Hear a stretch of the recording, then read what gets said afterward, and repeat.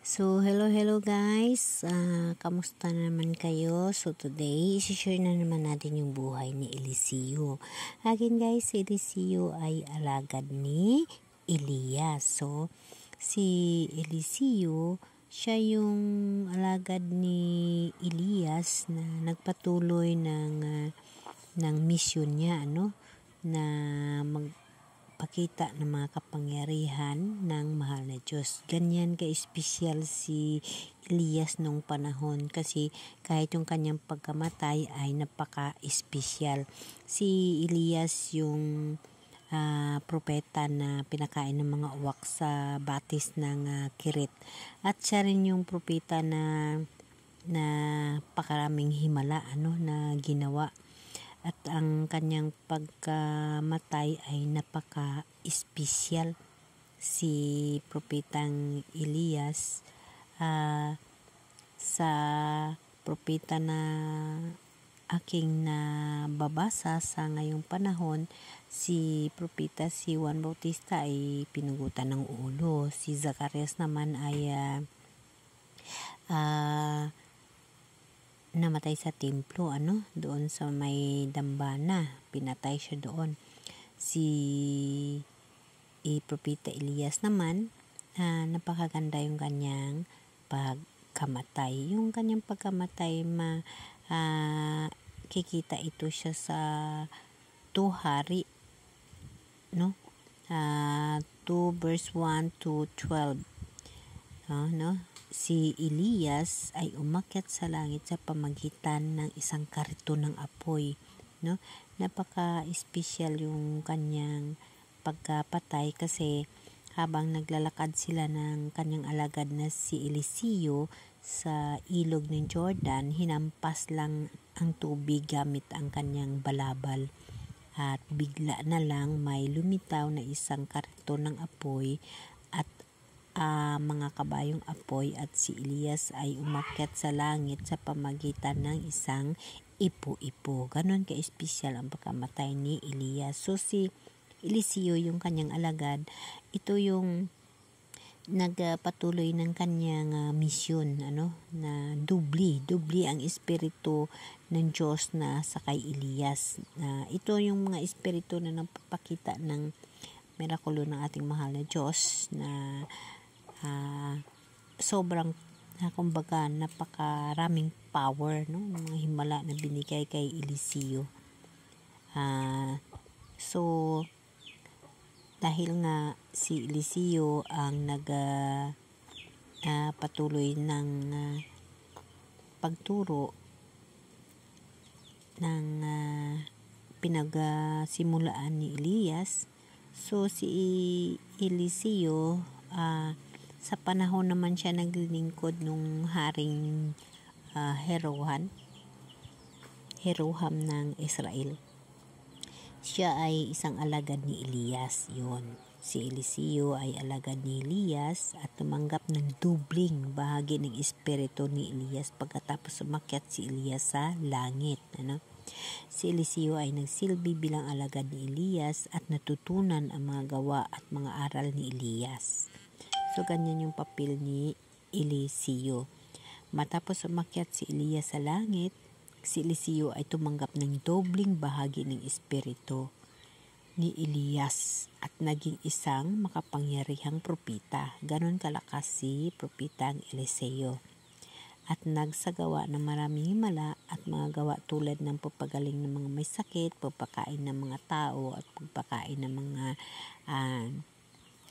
pagpakita ng mga kapangyarihan ng Diyos. So, napapagagaling si Eliseo sa pamaraan lang ng tubig at asin. Ganyan yung kanyang mga himala nung panahon. At nagpapakain siya ng mga propeta, yung mga tao na tuturo sa pulong ng Diyos. At nagpapagaling din ng mga may sakit. Tsaka nagpapagaling siya ng mga may kitong man, mga may leprosy, So, si Eliseo ay nagpalakas ng panampalataya ng mga tao sa Diyos at nagpakita ng kapangyarihan ng Diyos sa mga pangyayari sa mundo. Tama. So, si Eliseo namatay rin siya sa katandaan, sa sakit, So, makikita rin to sa 2 Hari 13:14 na verse 12. Si Eliseo ay nakasakit at nang malapit na siya mamatay, binisita pa siya ni Haring Joas ng Israel. Dumalaw pa ito sa kanya at umiyak, At nagbigay ng huling salita o habilin si Eliseo kay Haring Jonas. So si Eliseo, nang inilibing na siya, naghimala pa siya kasi dun sa libingan niya, mayroong isang bangkay na nakadikit lang sa kanyang katawan at muling nabuhay. So, ganun siya kahimala. So, dumikit lang sa kanya, muling nabuhay. So, ganyan yung mga kapangyarihan na ibinigay ng Diyos sa kanya. So, kahit na si Eliseo ay namatay, ang kanyang impluensya at mga gawa ay nagpatuloy na magkaroon ng epekto sa mga tao. Ang pagkabuhay ng patay na lalaki sapagkat sa kapangyarihan ng Diyos at ang kanyang kakayahang magbigay ng buhay. So, ganun ka tindi yung power ni Propeta Eliseo noong panahon. Ang pagkamatay ni Eliseo ay isang mahalagang bahagi ng kasaysayan ng mga propeta sa Biblia sa pagpapakita ng kanyang buhay at mga gawa bilang isang lingkod ng Diyos.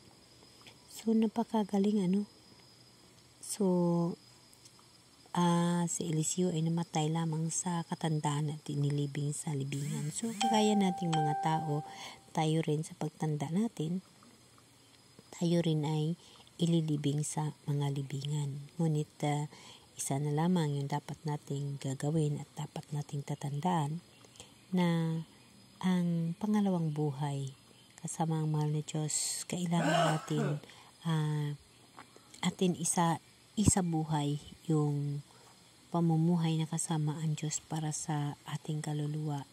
Maraming mga tao na kahit sa ngayon, guys, marami talagang himala ang Diyos pag ikaw ay naniniwala. Hindi lamang noong panahon.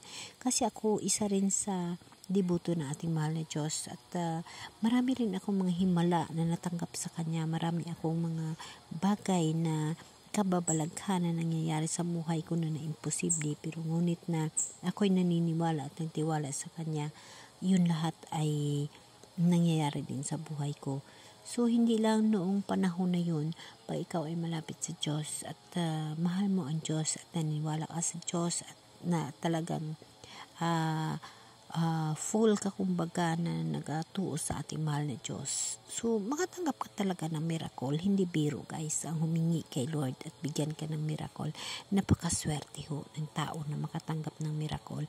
Once na makatanggap ka na ng miracle mula sa mahal na Diyos, hindi ka ho hihinto sa pagtawag at pagsama sa Kanya o sa paghingi sa Kanya dahil nakahingi ka na eh. So, anong dapat mong gagawin? Mag-heart to heart ka sa Kanya. Kausapin mo siya.